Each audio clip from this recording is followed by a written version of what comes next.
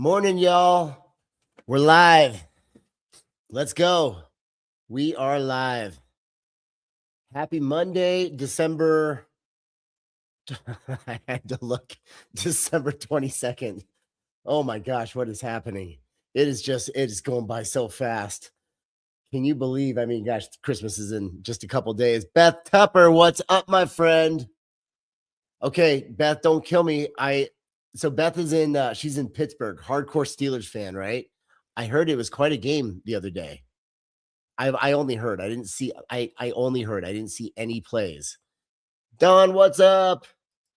All right, we're bringing in our homies over on Instagram. And bear with me, my friends. What up, Stephanie Spade? Hello, my friend. If I sound a little stuffed up, well, it's because I am. Beth, I heard the last part of the game is just insane. What up, Christina?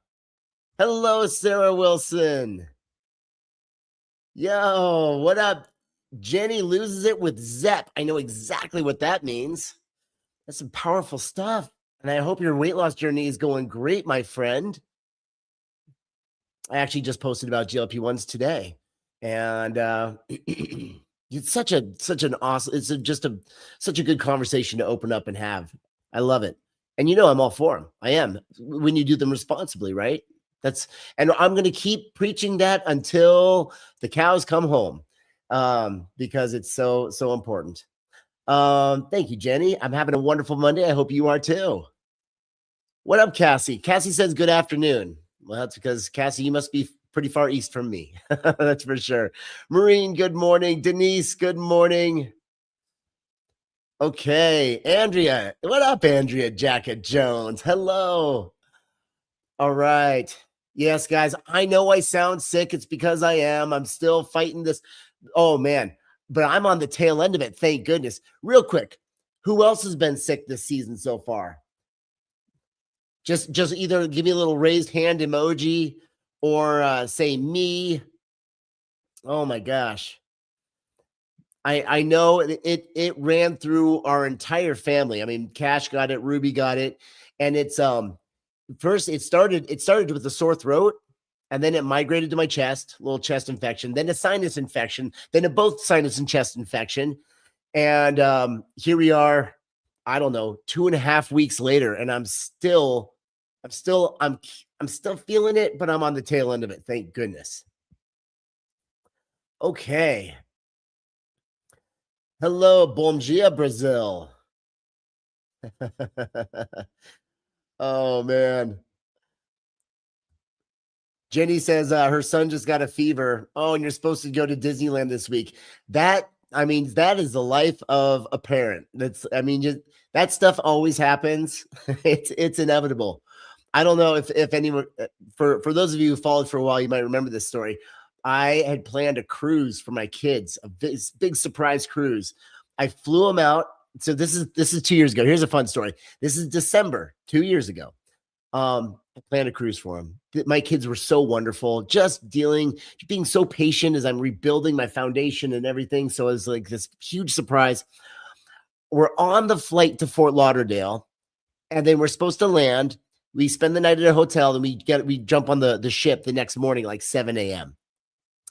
So we're on the flight, and Cash is like, Dad, I got a stomach ache. I was like, maybe you're hungry. So I keep trying to give him food, and he has a bite or two, and he's like, still not feeling good. Okay, then he doesn't complain about it at all. And then we land in Fort Lauderdale. We're walking through the airport. He's like, yeah. He starts moving a little slower. He's like, Dad, my stomach just really hurts. I just got a little stomach ache. I said, wonder if you ate something or whatever it might be. Okay, well, let's get back to the hotel. Maybe we'll stop at the CVS and get some Pepto or something like that. So we get to the hotel. We meet my dad meets us in Florida and Yuki, who's my dad's wife, they meet us in Florida, and we're all going to go on this cruise together the next morning. And they were saying, hey, let's walk across the street. Let's get some Mexican food. So there's this little Mexican food spot across the street. It's 9 o'clock at night at this time. And our ship, we actually were waking up early to get on the ship the next morning, like 6 a.m. We're so excited.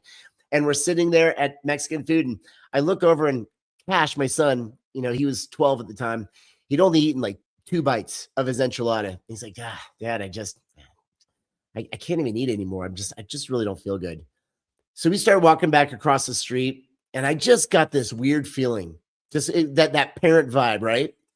And so we get back up to the room. I said, Cash, lay down on the bed. And I go and I say, I'm going to push on four parts of your stomach: top left, top right, bottom left, bottom right. And I go, so I push. He goes, then I said, do you feel anything? I push there. Nope. Then I push in the other corner. Nope. Then I push in the other corner. And then I push in this bottom right corner, and he jumps off the bed and he goes, "Oh!" And I went, "Oh no, get in the car. We're going to the hospital." He had an appendix that was about ready to burst. So we had emergency appendix surgery, and we ended up I slept in the hospital with him for a couple of days. And then we got on a flight and we flew back home. And so the cruise never happened. So sorry for the long story. I just thought I'd tell you guys the Christmas story that we had from like 2 years back. Okay. Jumping in here. Oh, Mexi Nugget 78. Yeah, you're getting it over it too. It's rough, man. This thing just hangs in there forever.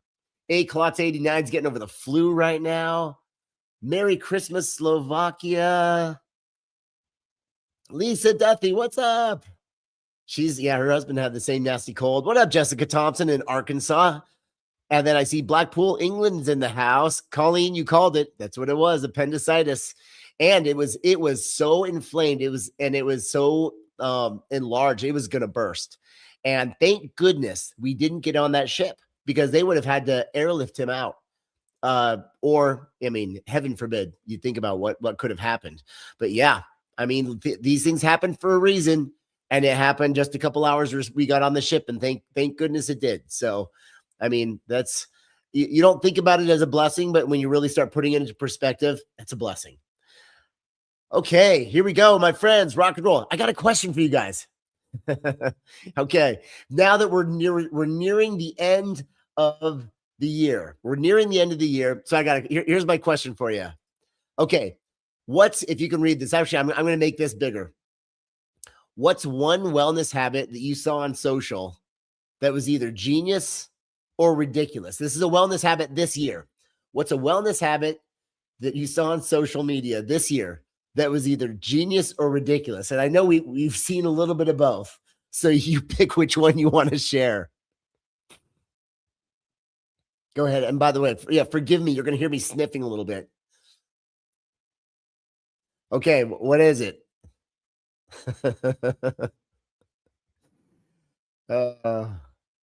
I saw one. This actually came up in conversation a little while back when I had a podcast, but like some dude was like, I don't even want to say it. Like the whole concept of like sunning your butthole. It was the funniest thing I've ever seen. Okay. Hey, MK Zarzicki, motion is lotion and brings all the commotion. It's so true. The more you don't move, the more the aches and pains will catch up to you. You keep moving your body. That's true. Motion is lotion. It is everything. Okay. Hillary says the pink salt drink, weight loss drink. I haven't seen that one yet, but I got to check it out. Okay, Rosalie Brown, she's loving her vibration plate. As Cassie says, super cubes. Oh my gosh. I haven't seen super cubes either. Kimberly Cox, she says cottage cheese. Is that genius or ridiculous? I think it's absolutely genius. Cottage cheese has been an absolute game changer when it comes to making delicious foods. Like, holy smokes, I never realized it could be such an amazing base for like all of your creamy dressings and for, I mean, you name it. It's incredible. Rue to 3 Marie. She says water fasting for 3 days. Yeah, not a fan of this water fasting thing at all. What up, guys? Tom Becker. Tom Becker's in the house. He was the supervising producer on my show Extreme and one of my best friends of all time. What's up, buddy? Stephanie Spade, she says she saw one that You drink your own urine. Okay, so Stephanie and all of my friends here, you guys are gonna get a kick out of this. I've talked before about my mom being like super far ahead on a lot of trends, right? And I mean, she was telling me about methylene blue 20 years ago. She was always trying to get me to meditate and give me breathing exercises. And she's kind of a self-proclaimed like a 60s hippie, right? But yeah, but definitely on the new age side. But I'm telling you, she was light years ahead of so many of these different things before they actually turned into a thing. And my mom was right on so much. And like no joke, half the things she tried to force me to do when I was a kid, I'm doing them now. And but she tried to get she tried to talk me into the whole drinking your urine thing a few years back. And I still don't I still can't subscribe to that one, guys. Oh man, so funny. Okay, what other things? Arizona Wingnet says all detox things. I'm with you on that. And you're right. There's no detox like our own liver. That's for sure. Um, oh my gosh. Let me see what else here. Cabbage soup diet. Yes, Kim. What up, Kim Kabbalah? All right. What else here? We got yes, Beth Tupper says all the wonderful benefits of creatine. I'm with you on that. I'm super hyped about all the creatine stuff. Let me see. Sarah says she's like, I don't understand the whole working out in a hoodie with a rain poncho or plastic underneath. Oh, to sweat out the fat. Yeah, it never makes sense. Yeah, you're not sweating out fat, you're just dropping water weight.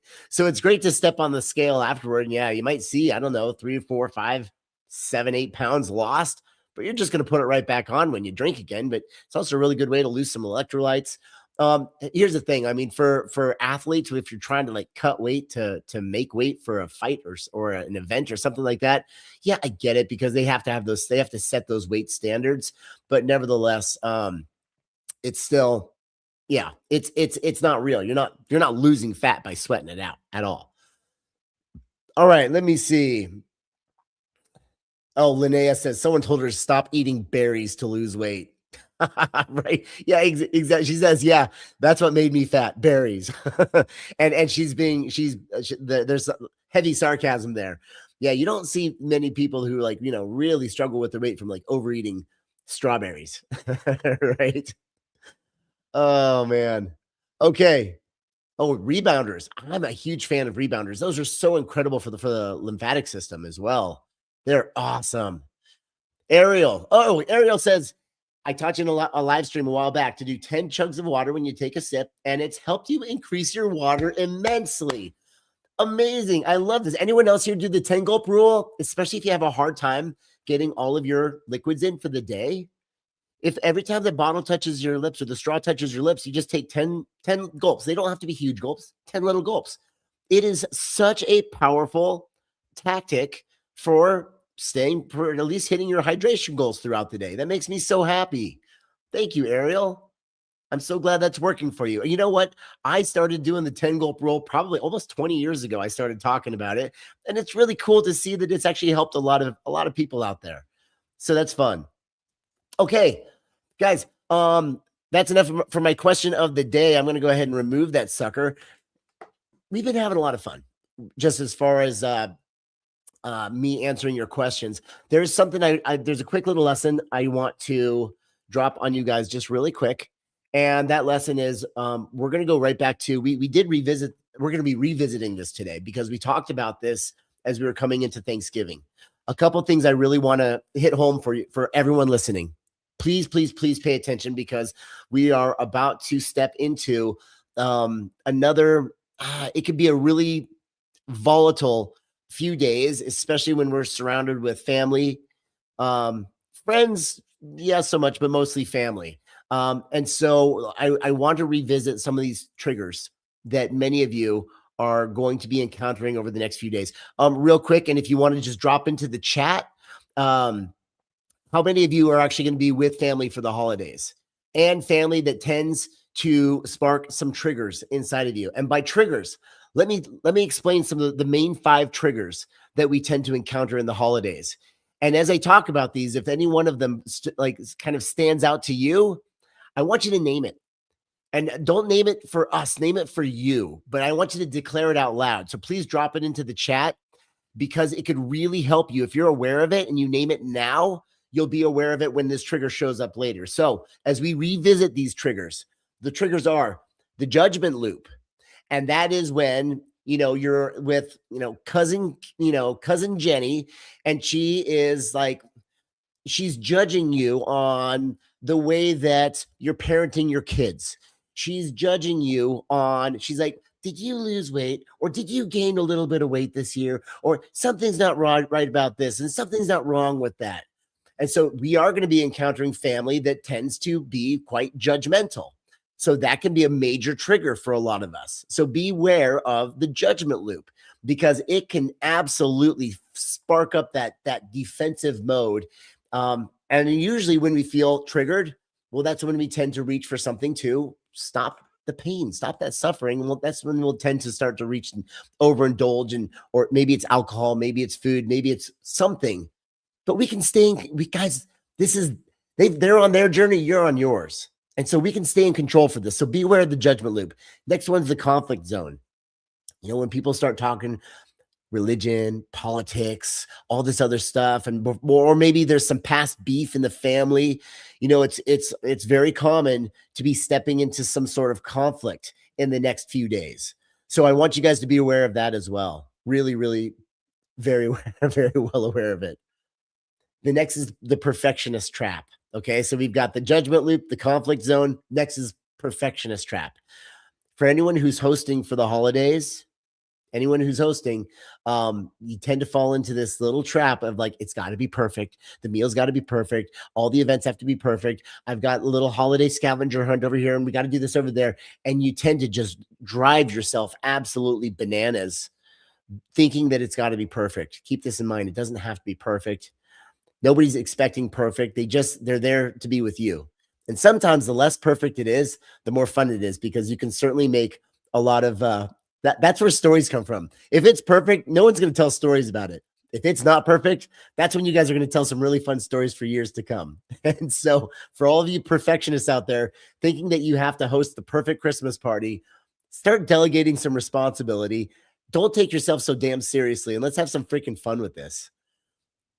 Next is going to be the comparison game, where, I don't know, your brother or your sister or whatever, they come and they've got the perfect family. Everybody's so well behaved. Everything's going great. Their life is so good. Your life has so much struggle, and you start comparing yourself, or, who knows, mom, dad, they start talking about, one of the siblings or one of the cousins that's doing so well in life. And it makes you feel like crap. Be careful, beware. Again, everyone's on their own journey. And the thing is, if you're 1% better today than you were yesterday, you're winning. That's the most important thing. There's nothing, you'll never live a day in anyone else's shoes. And so the only person that you have to compare yourself to is you. That's it. And then finally, the overwhelm spiral. We're in the middle of the holidays. Maybe your gifts aren't wrapped yet, and you're hustling, and there's so much going on, and families in town, and they're pulling you all these different directions, and it's really easy to get really overwhelmed. So if any of those hit home with you, call yourself out now, because you're going to encounter these triggers. Don't take my word for it. And I'm not like Nostradamus or anything. There's a reason why these are the 5 most common triggers in the holidays, right? You just look it up. And so I can't see the future, but I'll tell you that most of you guys are going to encounter one of these. So which one's it going to be? The judgment loop, conflict zone, perfectionist trap, comparison game, overwhelm spiral? Which one do you fall into? And now here's the biggest thing. I'm not just going to tell you there's a pothole up ahead with one of these triggers. I'd like to actually tell you how to navigate around it. So one of the best things you can do to navigate around it, first and foremost, and this is something we all have in our back pocket, it's completely free, is to take a deep breath. And not just one, but take several deep breaths. And not just deep breaths, but some sort of methodical breathing exercise. It is the fastest way to triage stress, when you start to when you start to flip into that sympathetic nervous system, that fight or flight, and you start to feel reactive, and you start to feel, these emotions and these feelings boiling up, the fastest way to activate the rest and digest, to calm yourself down part of the nervous system, is through methodical breathing exercises. I love, in these cases, box breathing. That's my personal favorite. Do whatever works well for you. Kim says she loves 4-7-8 breathing. Maybe if you guys prefer different breathing exercises, please drop it into the chat. Help each other out. Box breathing is inhale for 4, hold for 4, exhale for 4, hold for 4. And I will literally just do 60 seconds of box breathing. While I'm doing that, if I find myself getting worked up, in the moment you possibly can, excuse yourself and just separate yourself from that environment where you're feeling the judgment, where you're feeling the conflict, where you're feeling the perfectionism, where you're feeling the overwhelm or the comparison. Separate yourself. So just breathe and separate. And if you can, even more powerful, depending on the weather outside, if you can get outside and walk and breathe, it's one of the greatest things that you can actually do to calm yourself down and put yourself in a really powerful place of control. Don't take my word for it, guys. I'm just trying to give you some tools that are going to help you navigate the few days ahead. It is, see, I love this. Colleen says, yeah, remove yourself from the conflict. Breathe.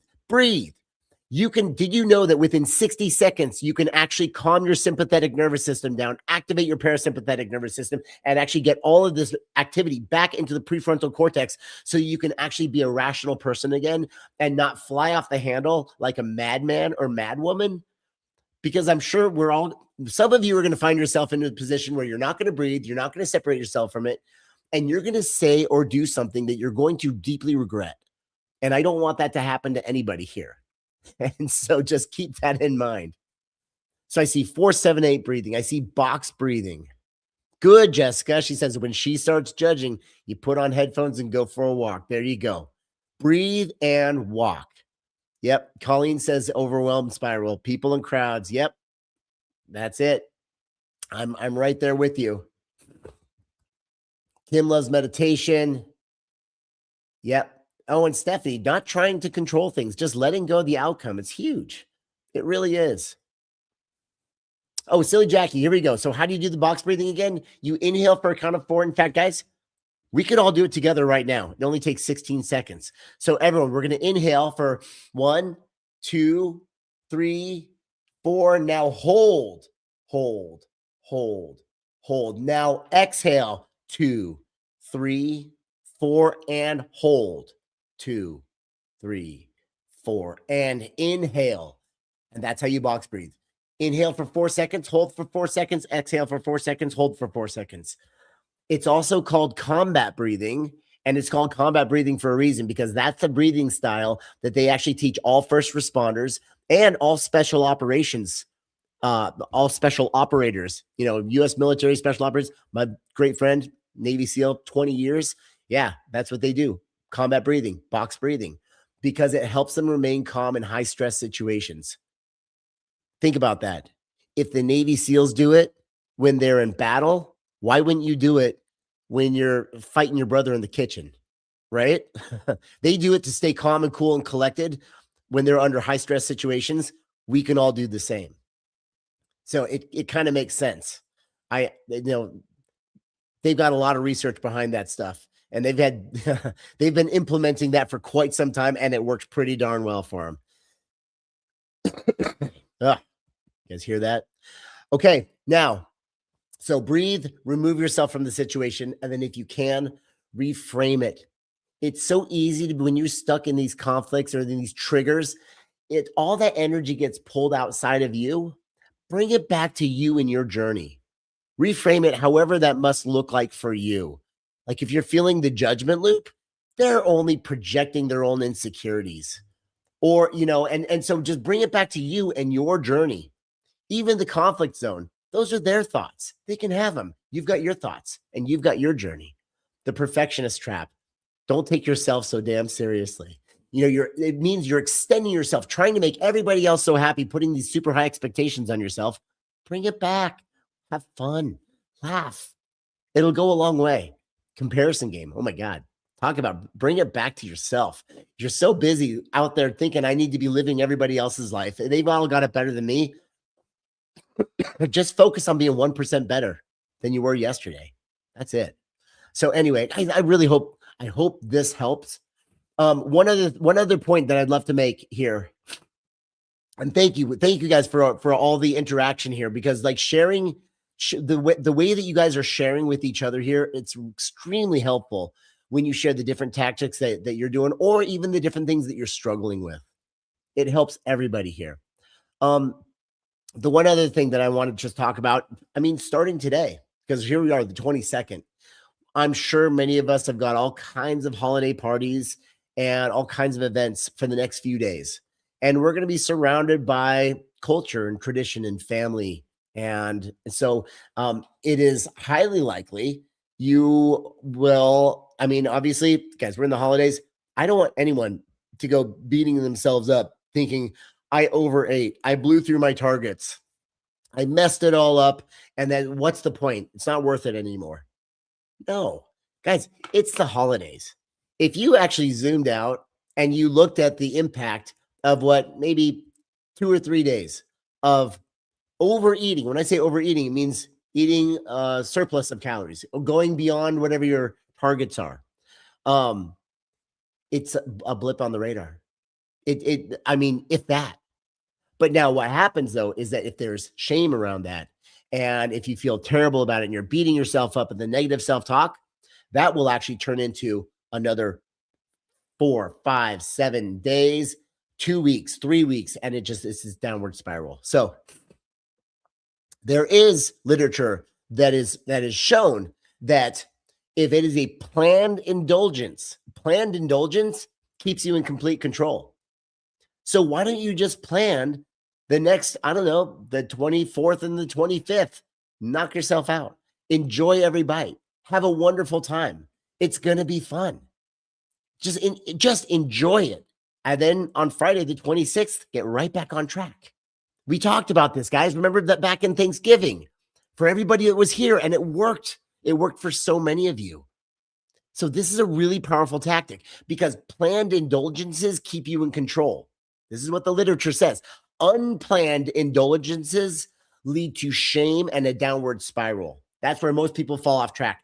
So if you think, I'm just going to grind through it, I'm going to maintain a calorie deficit, I'm not going to eat all those holiday foods and cookies and treats and all that stuff, and then all of a sudden when you do, way more harm done then than if you just planned to eat it in the first place. Did you know that? So if you did not plan it and you do it, shame is involved with that, and shame will keep you overeating for days to come.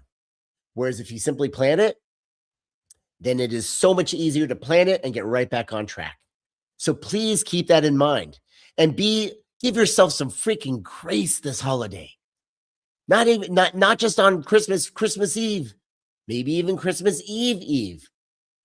3 days, even if it's 3 days, it's just a blip on the radar. Get right back on track on Friday. And then I know I've said this before, but I'll say it again. I mean, food is more than just fuel. It is connection, and it's tradition, and it's culture, and it's the holidays, and it's all of that. So enjoy your time with your families and plan your indulgences. I can't stress that enough. I hope that's another tactic that you guys can take with you that could really, really help out as you navigate the next few days ahead.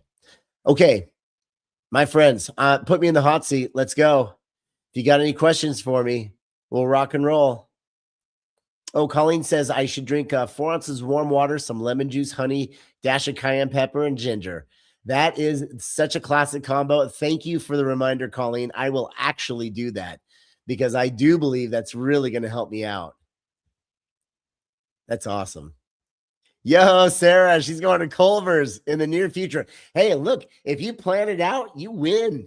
Go, my friend. And by the way, you enjoy every bite. That's my one ask. You enjoy every bite. Okay, so Cassie's asking, what treats am I making for dinner? Okay, guys, so look, I'll tell you what we're planning. I'm making, it's me, Cash and Ruby, me and my kiddos, and we're going to be doing, it's a big Christmas Eve dinner, and I literally just got them delivered today to the doorstep. I'm making filet mignon for them. And then we're also going to do a rotisserie chicken with some gravy. I'm making some mashed potatoes. I'm making some macaroni and cheese. We're doing some green beans. We're doing and then Cash is getting key lime pie. Ruby's getting a razzleberry pie, and I'm getting pecan pie. So there you go, guys. And it is all planned out.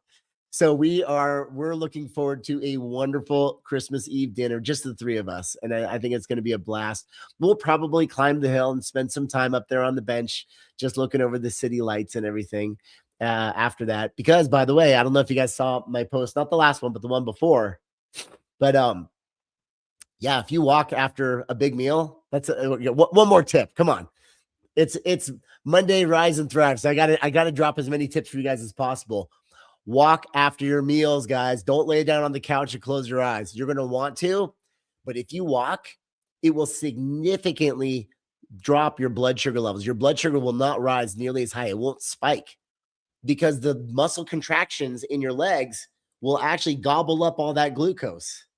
And it's the coolest thing. Remember, when you walk, you got your whole right leg, glutes, quads, hams going boom. And then your left leg, boom, boom, boom. So these deep muscle contractions, you don't realize it because you're walking and you're made for it. But when you're doing that, it's literally just consuming all this sugar because guess what? Those muscles, they got to run off something and they will start sucking that sugar out of your bloodstream. And so the sugar doesn't rise. It helps you digest your food. 15 minutes of walking after your meal, you'll feel like a freaking champ. You'll feel incredible. So keep that in mind. It'll go a long way, especially if you're eating like multiple times throughout the day, big lunch and then maybe a big dinner, whatever it might be. Yeah, walk after you eat. Game changer. Okay. Really quick here, really quick. Holy smokes, I got to give a call out to Eve Natasha. She's a regular on here. Eve, what's up? And she has been talking for the last, I don't know, probably 2 months, maybe a month, about she was doing her very first Hyrox competition, which is it's very similar to a CrossFit kind of competition, and they've got like these 8 main staple movements that you do, lots of running in between. And so they got like wall balls and they've got like these burpee broad jumps and everything, and then you run and then it's crazy. She did it yesterday and she said it was awesome. Oh my gosh, she already went to her morning workout today. She says she's craving donuts. So any advice for recovery post Hyrox race day? Well, I think just a little rest and relaxation could be pretty decent. But the fact that you already did your morning workout, that's fantastic. Replenish your fluids. It's actually a decent time to even replenish your glycogen, even though the time was best for replenishing glycogen on race day. But I say just massage, maybe a little Epsom salt bath can be phenomenal as well. Walking and stretching. Those are some of the best things you can do. Just good old-fashioned pillars of wellness right there. Good job, my friend. Michael's asking, what do I think about the Lumen device? Do I recommend it and is it worth getting? I've actually gotten this question a handful of times before. I'm going to give you the Cliff's Notes answer. Those devices, so the Lumen is a device that you actually breathe into and it measures your metabolic rate. And so, does it get close? Yeah, it gets close. But you know what? Here's the thing. I'm not against it. I think it's a really exciting thing, especially for people to blow into because they feel like it gives them a customized number. But here's the catch. If you blow into the Lumen device and it's going to give you your metabolic rate, you can get a very, very similar number with a free calculator. Of all things, they've got these metabolic rate calculators. They'll take your age, weight, height, gender, and your activity levels. And when you plug those in, they are incredibly accurate. In fact, there's several different kinds. The two of the most popular are the Harris-Benedict equation and the Mifflin equation. The Mifflin equation tends to be the most accurate for individuals who are slightly overweight to obese. And so if you run the Mifflin equation, you might even find it to be slightly more accurate than the Lumen device, and you don't have to pay for it. It's totally free. So, in fact, if Shine's my social media manager, Shine, if you wouldn't mind dropping a calculator link on here, I've got a calculator. If anyone wants to just measure their metabolic rate right now, you can absolutely do it. Again, it's free. The price is right. And it'll not only will it give you your basal metabolic rate, which is your BMR, that's the amount of calories that your body burns at rest without moving. It'll also give you your TDEE, your total daily energy expenditure. And then it will shoot you an email to give you some suggested deficits. if you're looking for weight loss. So 10, 20, 30% deficits for your calorie targets and protein targets. So check it out. So that's my thoughts on the Lumen device. Again, it's fun. I think it's cool because I think it's gotten a lot of people really engaged with the amount of calories that their body burns. And so it gives them a beautiful starting point. But you can get the same starting point or something even that's similar, close, or maybe even more accurate for free. And so I guess that's all I have to say about it. That's all I have to say about that. I hope that helps. Okay, here we go. What other questions do we have? Here, I'm going to jump over to Boxer Love 08. You're very welcome. Don't you dare you only beat yourself up if you don't plan the indulgence. Think about that. You only beat yourself up if you don't plan the indulgence. If it's completely unplanned and then it just goes off the rails. Plan it. And you will be in control the entire time, and then plan on Friday to get right back on track.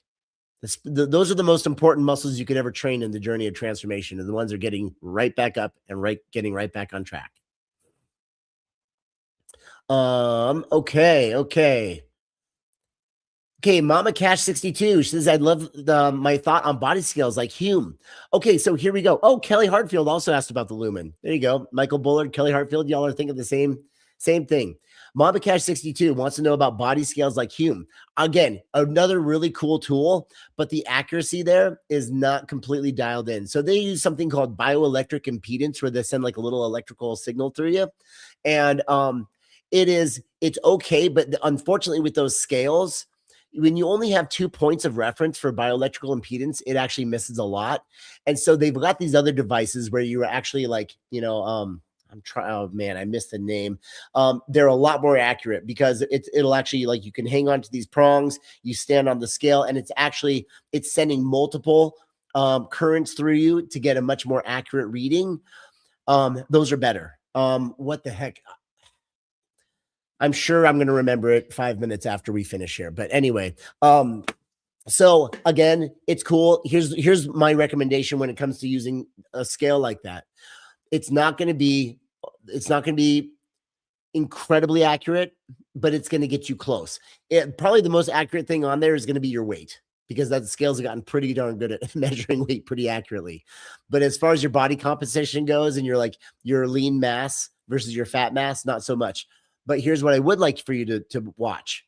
Watch the trend. So the number it's going to give you right off the bat, there could be a degree of error there. I'll have to look up, I'll have to research exactly what that degree of error might be. It could be 10%, it could be 20% as far as error goes. But what will actually be somewhat reliable is the trend. And so if you get on there and say the degree of error is 20% high, but then you start losing body fat, well, then when you do step back on it again, the degree of error might still be 20% high, but the trend, you'll actually see it trending down. And so just use it as a baseline and then to start marking that trend from. So in that case, I do like those scales. And I also really like the scale because it's finally opening up a lot of people's eyes to the fact that it's not about the number on the scale. That's why I like these tools, because it's about something that's so much more important, and that's lean mass versus fat mass. We want to, I'm just going to go out on a limb here and guess that most of us here were looking to lose weight. We're not looking to lose weight. We're looking to lose fat. There's a big difference. I could cut my leg off and lose weight, but I'm missing a really important part of my body that's going to increase the quality, that would really help increase the quality of my life. So no, we want to lose fat, and we want to keep our lean mass, which is our bone, our connective tissue, our muscle. We need that. And so I like these scales because it starts to change the conversation. It changes the way that you look at it. And so that way you're not so fixated on the number going down, and you can actually see the fat mass going down. And the lean mass, if you're doing it right, should be maintaining or going down very, very slowly. We want to slow the loss of lean mass as much as possible. And if you can even gain a little bit of lean mass, more power to you. That's going to be, all that translates into a better quality of life. So keep that in mind. I hope that helps answer the question. again, I'm a fan of them because it helps you focus on the important stuff. Coach Amanda Panda says, "What's the walking pad I have, and do I like it?" Yes, I did. I replaced it just a few months back, but I actually got one from the same manufacturer, but it's like under some different. It's under a different brand name, but it is the same manufacturer. Guys, it's literally the best seller on Amazon. It's called Spirax, and it's a bestseller because for the price point, it's $150. Now there's some luxury walking pads out there. I mean, there's like they got like the Rolls Royce of walking pads out there, which are amazing. But this one is like it's like the Honda of walking pads, and so it's been pretty reliable. The price point is nice and low, and it had really good reviews, and it's been great for me. And I mean, it's literally I'm looking at it right now, and I would be on it, except it's a lot easier for me to really think and concentrate and be here with you guys when I'm seated. But I literally just dropped my desk down to sit down and chat with all y'all. So yes, it's been wonderful. And for anyone looking for a last minute Christmas gift, I hope you can get it delivered in time. Okay, here we go. Here we go. More questions. Let's see here. Looking for some more questions. There's a lot of them. Or actually, there's just a lot coming. I'm filtering through the comments. Okay. Let me see. So my friend Beth, what's up again? She says, "What's the best and most beneficial exercise to do at home when you have 15 minutes?" Okay, that's a tricky question because it can go a bunch of different ways. As far as exercise goes, you guys know, as far as like just overall movement to increase your calorie burn for weight loss, I'm all about walking. That's my go-to is walking. Not higher intensity cardio, not to say that it's bad. It's really, really good for you, but it's about walking because walking does not stimulate appetite nearly as much as cardio does. It's also way friendlier for maintaining muscle mass. And it's something that you can do, and you're not going to sit there sweating. I've already walked for an hour this morning, and I'm wearing a sweater and jeans. And so it's one of those things where it's not uncomfortable and you could just do it. But if you got 15 minutes and it's like go time, you can actually work out. This is where I'm a big fan of. I lovingly created a program that I like to call 1 Minute Muscle. And that's where I'll resistance train. And then I focus. Here's what I'll do. If I got 15 minutes, I pick 2 muscles. That's it. And that might be a movement that's going to target my quads and my glutes, 2 biggest muscle groups of the body. And then I will do 3 sets targeting my quads, 1 minute each with rest in between, 3 sets targeting my glutes. And I'll actually do it in a circuit. So I'll go quads and then maybe rest a minute, then glutes, rest a minute, quads, rest a minute, glutes, rest a minute, quads, rest a minute, glutes. And then it's done. I'll usually do 1 or 2 warm-up sets, but each and every set, if I'm going to target a muscle, and when I say targeting a muscle, I'm talking about taking that muscle through a range of motion under resistance to a point of failure where the muscle will not contract anymore. And as much as my mind is saying go, the muscle says no. That is the point at which you will maximally stimulate a muscle for growth. It's what needs to be done to get the most out of it. And so I'll do 3, what we would call like active sets, or 3 working sets on my quads and 3 working sets on my glutes. And then that's it. And guess what? You can knock them out in 15 minutes. And I think that's also 15 minutes is reasonable. I know a lot of people are like, no, you got to have like an hour in the gym. No, you don't. You can absolutely stimulate a muscle or even 2 muscles for growth in 15 minutes. And so I think it's extremely realistic. And it's also probably the most doable time frame for a lot of people because we got busy lives. So I hope that helps. Michael Bullard, he's asking me if I'm playing Powerball tonight. It's $1.6 billion. You better believe I am, buddy. I already bought my ticket. In fact, I got it yesterday. No, I got it this morning. I take it back. I got it this morning. It was funny because I got a random, there's a company that I worked with through my nonprofit, and they actually raised money for my nonprofit, and they were sold to DraftKings. And so I'm on their email list, but it's, they've got it's like online lottery tickets. And I got an email this morning with it, and I was like, holy smokes, 1.6 billion. That would be a pretty Pretty nice Christmas present. So yeah, I'm playing. Who else is playing? Is anybody else playing right now? Okay, let me see here. That's it. InBody. Thank you. A T1D Lisa Marie. The InBody. That's the device I was talking about that actually uses multiple points for that biometric impedance. And it's a lot more accurate. It's a lot more accurate. Okay. Vicky Schwen says, I know you're saying we need to lose fat, not weight, but isn't that similar? Like I really need to lose some pounds. Yep. So that your hernia doesn't bother you. Absolutely. Here's the thing. When you lose fat, you will lose weight. You absolutely will.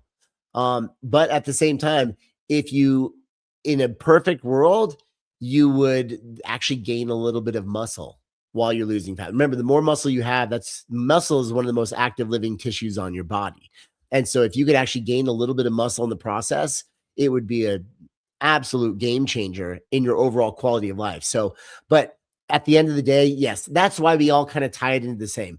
That's also why you'll always hear me talk about weight loss, because that's the sizzle word that everybody responds to. I want to lose weight. I want to lose weight.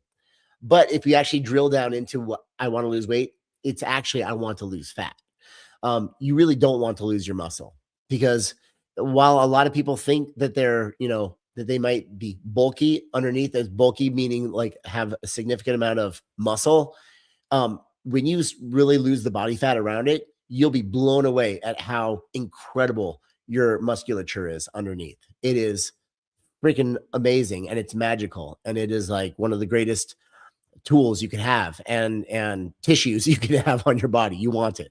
So Hannah says, how often do I weigh? I do step on a scale every day. I don't have an unhealthy relationship with the scale. I look at the scale with childlike curiosity. And so it's also something that I know it takes a lot of people some time, or if you have a history of disordered eating or eating disorders, it's something to be very well aware of. Or if you seem to tie your worth with the number on the scale, then it might be something to reconsider as far as stepping on the scale every day. If it can, if it has an impact on your thoughts and your feelings and your emotions. But if not, if you can actually train yourself to look at the scale with childlike curiosity as data, then it's pretty safe to step on it on a regular basis. It's great to get that feedback and understand how your body's responding. And what you do is you simply follow patterns throughout the day. And based on those patterns, then you step on the scale and you go, oh, that makes sense. Because remember, as far as actual body fat fluctuations, I mean, you might gain or lose a fraction of a pound in a day, but we can gain or lose pounds of water in a day significantly. I mean, like I know some individuals who can easily gain 8-10 pounds of water in a day, just depending on how much tissue they have on their body. So that's always something to keep in mind. Okay. Here we go. Let me see. Linnea, what do I think about calorie cycling? I'm a big fan of calorie cycling, actually. A huge fan. In fact, I think so. A calorie deficit is very necessary in order to establish weight loss. It is mandatory. Body fat will only be lost in a calorie deficit. However, what will happen though is there's also metabolic adaptation. And so when your body's at a deficit, the longer the deficit, the more your body will actually start to suppress its own natural systems. And so it'll actually start to go through these system suppressions from your body will actually, that's where it starts to lose a little bit of muscle. There will be some suppression in thyroid. And then over prolonged periods of time, you'll see the body actually start to suppress the reproductive system, the immune system. That's why you see people at extreme calorie deficits, they get sick a lot. You start losing your hair. You actually start losing your body's ability for your hair. Your nails get brittle. So this is where calorie cycling comes in really handy. And so calorie cycling, this is why actually in a lot of my programs, I have a reset day. The reset day is essentially calorie cycling. I know a lot of people they'll know me as like carb cycling. I'm a big fan of that too.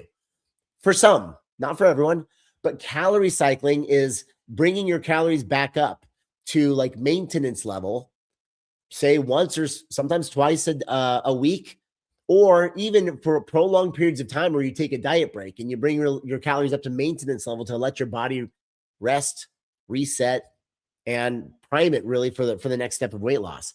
So as you're going through that, anyway, calorie cycling, it prevents that metabolic adaptation. And we want that, because metabolic adaptation, typically when you're at a deficit, your metabolism ain't going up. It's slowly dropping.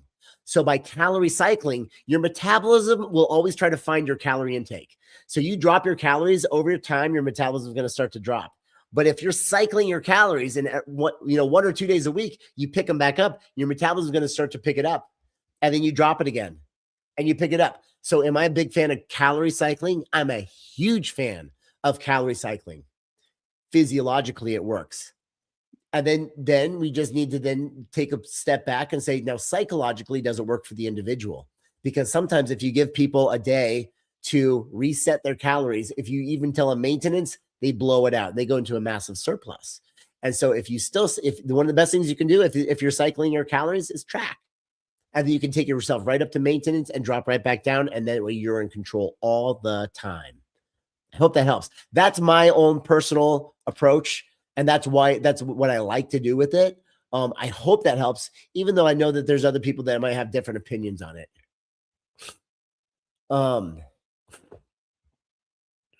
Let me see here.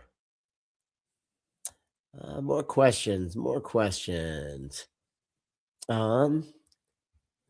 Okay. So here we go. Here's a question. MCC Licorice was tested for insulin resistance. Test came back that you do have it. So how do you reverse this? And there's some say that cut out carbs, I'm not sure, help. First of all, talk with your doctor, because any sort of prescription, that's way out of my scope of practice. But what I can do is make some recommendations that I do know will help improve your insulin sensitivity. So yeah, sometimes reducing your carbohydrates just a little bit can help improve your insulin sensitivity. That could be great.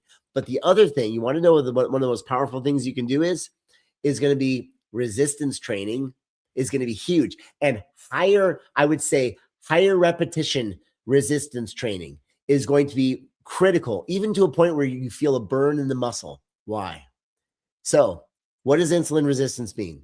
It means that the cells don't want to open up for the glucose, right? The glucose is traveling through the bloodstream. Glucose levels get high. Your body releases, your hypothalamus goes, blood sugar's high. Pancreas release insulin. The pancreas goes, starts squirting insulin into the system, right? Fire hose. Insulin goes all around, but the cells don't want to open up. Why? It's almost like the hinges of the doors to the cellar, they're all rusted. How do you grease the hinges of the doors of the cells? Well, here's the thing. Inside of that cell is, especially if we're talking about like a muscle cell, because this is where we can really get things going. Inside of the muscle cell, what does the muscle cell want inside of it? Glucose. It wants to get the glucose out of the bloodstream into the muscle, but the doors won't open up. So how do you do it? You create a vacuum inside of that cell. How do you create a vacuum inside of the cell? Burn the glucose out of it. That's what you got to do. So how do you burn the glucose out of it? Build a burn in your muscle. It's slightly different, but actually the feeling and the whole sensation and the analogy is good, because if you can just do squats until they burn, hamstring curls until they burn, crunches until they burn, push-ups until it burns, then what does that burn? Well, the burn is lactic acid. What's lactic acid? It's a byproduct of your body splitting glucose. Is your body has to burn glucose to produce lactic acid. And so you want to burn through the glucose in the cell. It creates a vacuum and it breaks all the rust off the hinges. And so when you do consume glucose, those cells, the doors come flying right open, because there's a vacuum inside of it. It's trying to get the glucose inside. So one of the best things you can do is resistance training, or even like higher intensity cardio where you're like feeling a burn. Now, granted, that will also come with a significant appetite. So that there's a catch-22 there. I say resistance train till you feel a burn and hit all the muscles of the body. And if you want to do that, it can really help improve your insulin sensitivity. It absolutely can. Talk to your doctor about any sort of medical intervention that you might need. But other than that, yeah, watch your carbs. keep them a little bit low. But then eventually, when you start to become insulin sensitive again, it'd be great to reintroduce carbohydrates. Just, ones that aren't going to be broken down so fast. Just avoid this, like really sugary stuff. I hope that helps. All right. Oh, friends, time flies. I hope that helps. I hope everyone is ready for the next few days ahead, ready for the triggers. You got your tactics. You know what to do. Breathe, step away, reframe. You know to plan your indulgences. You know to resistance train to increase your insulin sensitivity, right? You know that you don't have to pay for an expensive device like the Lumen. Instead, you just go do a free calorie calculator. Scales that measure your body composition are changing the conversation in the right direction. We know that because it's about so much more than the number on the scale. So, guys, I hope this helps. I hope everyone knows a little bit more today. You've got a few different takeaways for the journey ahead. I've got some huge announcements to be making here really soon. Thanks for hanging out with me today, guys. We are going to be picking a couple winners as well, and I'll be announcing them on my social. I'll be giving away my Deliciously Fit, high protein, high fiber comfort foods recipe book, along with 6 months on the Kept app. So stay tuned for that. And then, again, watch for a really big announcement I'm making very, very soon. And I've said this a few times before, but this one's special. This has been a project under wraps for quite some time, but we've had to keep it really, really quiet, and you'll understand why pretty soon. But it's going to be big, and so the announcement's going to be happening within the next week.